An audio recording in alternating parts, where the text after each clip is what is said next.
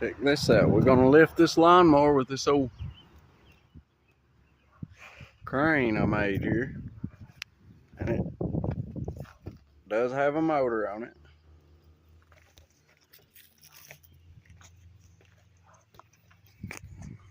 So here we go. Turn her on.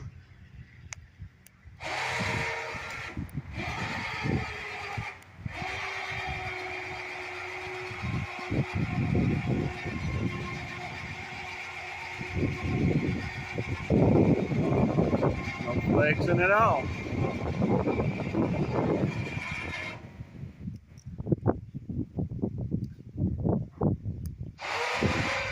I think it'll work. It's that small trusses for sure. Put this bad boy down. And not bad for just a little old winch and a little cylinder off a cherry picker and some steel. Next time.